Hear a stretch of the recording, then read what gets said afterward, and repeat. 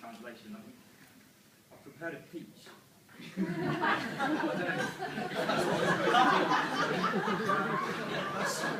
That's what I've got.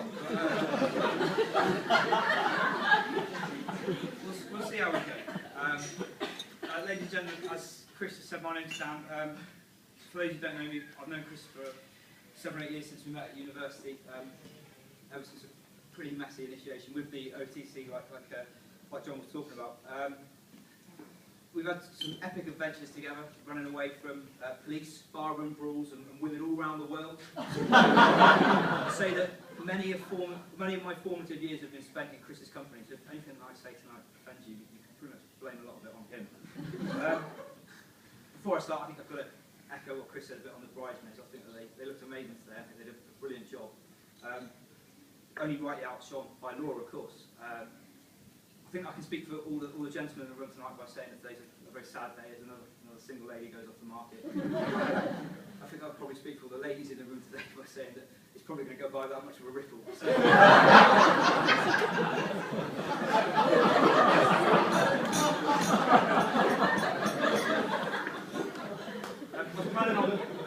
was planning on making a short and sweet speech, but then I realised this is a rare occasion in life, one of those opportunities where you've just got to make the most of the opportunities given to you. So one day in the future I can sit down with my grandkids and say, yeah, look, Laura did actually let me talk.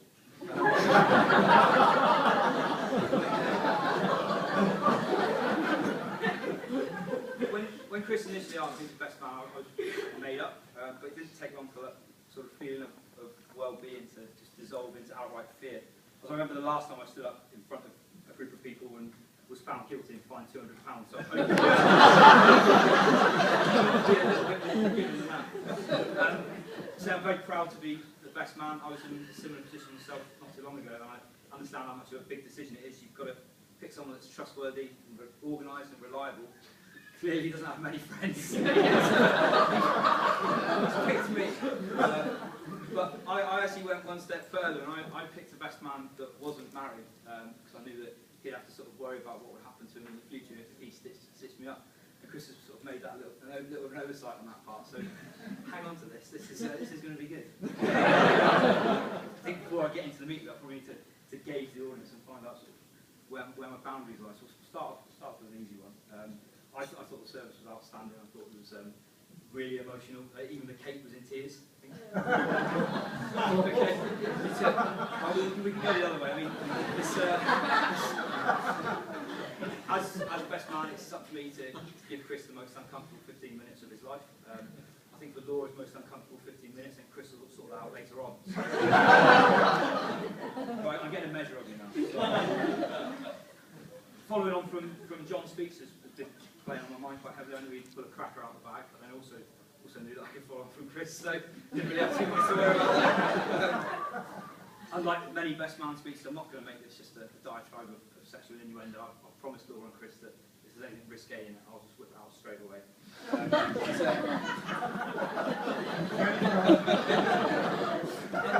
As a matter of fact, I'm probably one of the only best men that's been issued a set of guidelines.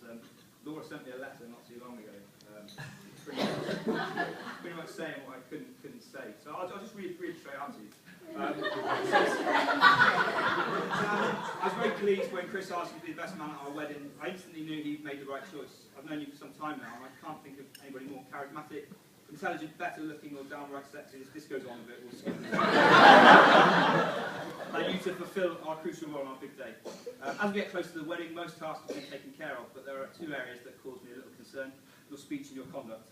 I appreciate that as best man you're required to write a speech that pokes fun at Chris and stories about his past exploits, but I do want you to remember this is our wedding day. I don't want something you might say or do to spoil it. With this in mind, please take note of the following. I'm sure we'll have a wonderful day. Do not get drunk. Do not use bad language. Do not tell dirty jokes. Do not sing. Do not let Chris sing.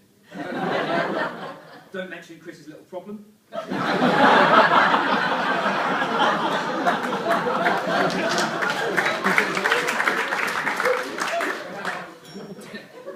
Don't let Chris drink pints or large vodka and Red Bulls. Don't let Chris drink Smirnoff Ice. Don't let Chris drink. Finally, make sure you keep your clothes on and make sure Chris keeps his on too. That was from Laura.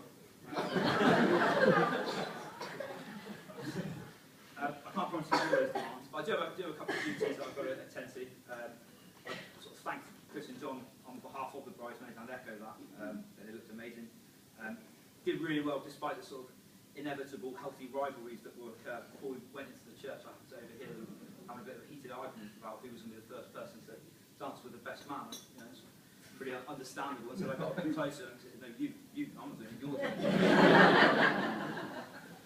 Also agree with what the guy said. I thought you all looked absolutely beautiful. So I thought when you were walking down the aisle, you looked absolutely stunning. Chris, I thought you just looked stunned. But as a married man myself, I think I can probably offer Chris a little bit of advice. You know, from help us free the first time. It's 5 rings to marriage. You crack the first 2, finish. The engagement ring, the wedding ring, you know, but suffering, torturing, and enduring. So always remember the 3 important words. So, you're right, dear. Get on with mother-in-law. I knew someone that got married not so long ago and hasn't spoken to his mother-in-law in 2 years. It's not that they don't go on, he just thinks it's rude to interrupt. So,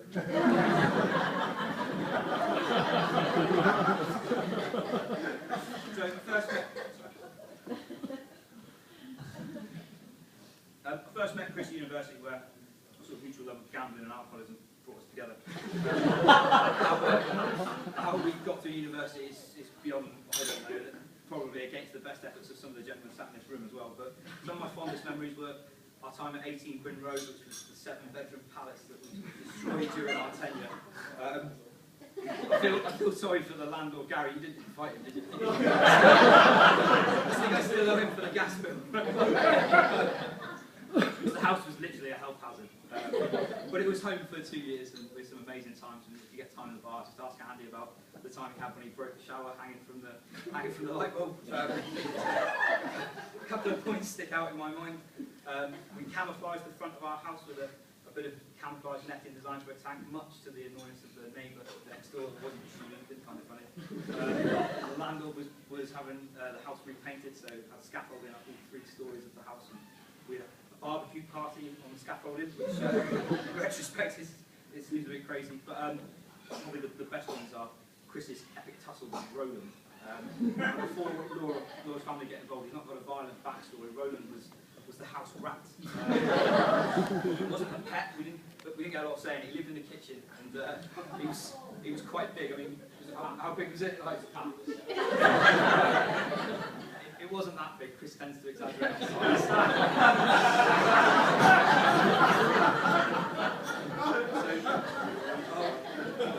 Paint the scene. We were trying to outwit Roland, something we frequently failed at, and we put a trap behind the fridge, which was sort of favourite place. Probably more due to the mould in the fridge rather than the weight of anything. It was a 2-man lift to move it.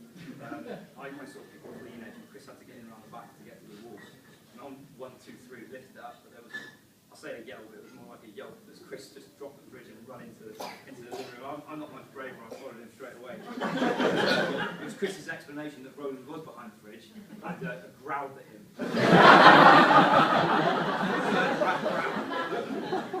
It wasn't Chris's only encounter with Roland.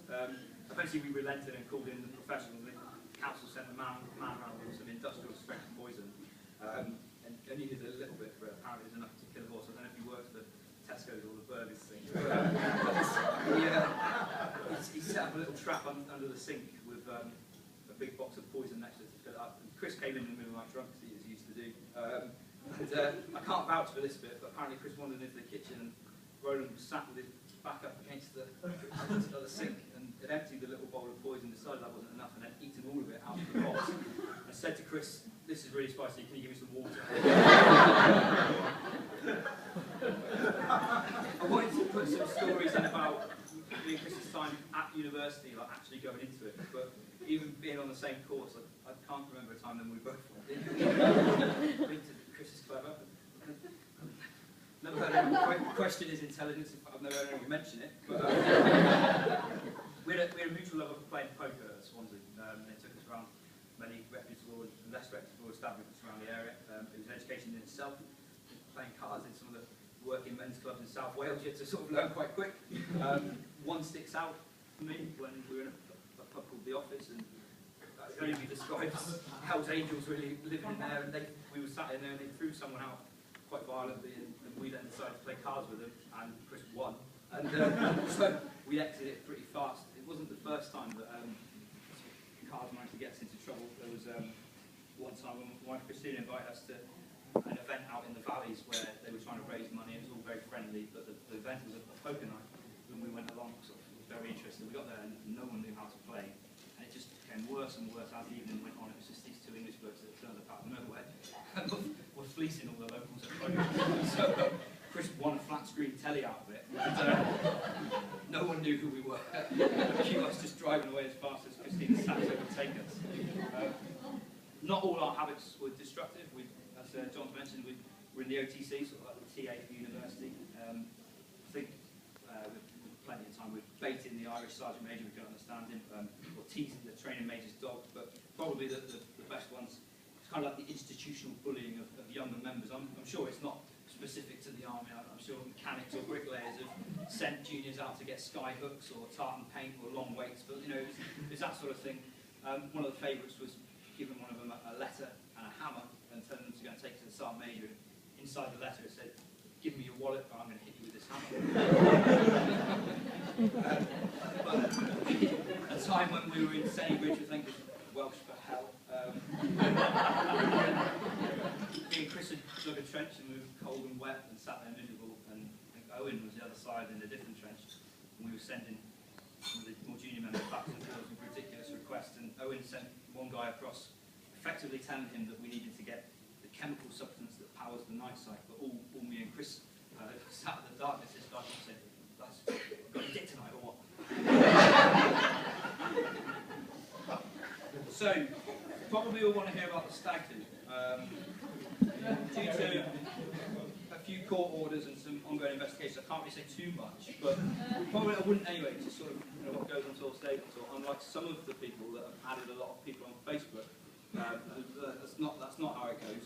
I learned a lot on the stag do. I learned that Alec, he's the one that's been mentioned a couple of times, and also the one that didn't speak tonight. Didn't do the reading. Alec likes to make it rain. I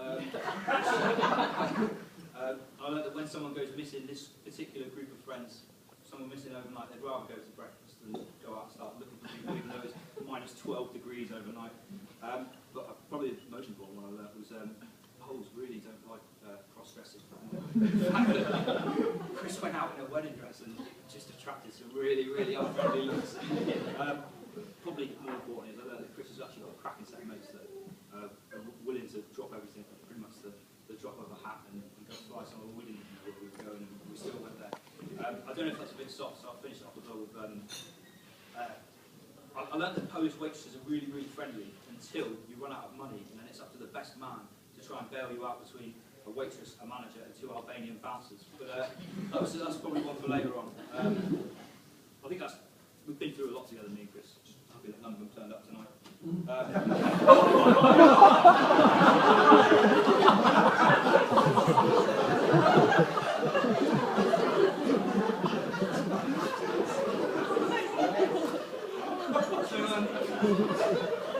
Chris has had a colourful love life. I've got a list of his old girlfriends here. on and on. No, seriously. Since he's been with Laura, I've only known him to be very happy. Despite this massive list of other women, all I've known of Chris is that he's really happy with Laura. I think Laura is something else. Girls on this list couldn't just match up with him. It's probably easily pleased. I think they share a sense of humour, which is handy because Chris hasn't got one. When, a couple of days ago, I asked Chris what he wanted from the marriage, and he said, lasting love, family, and of course Laura. I asked Laura what she wanted. She said a toaster and a microwave. So back to easy please. So I finished off the celebrations. Looking forward to their honeymoon we talked about the other day. We off to North Wales. You just remember saying you're going to Bangor week.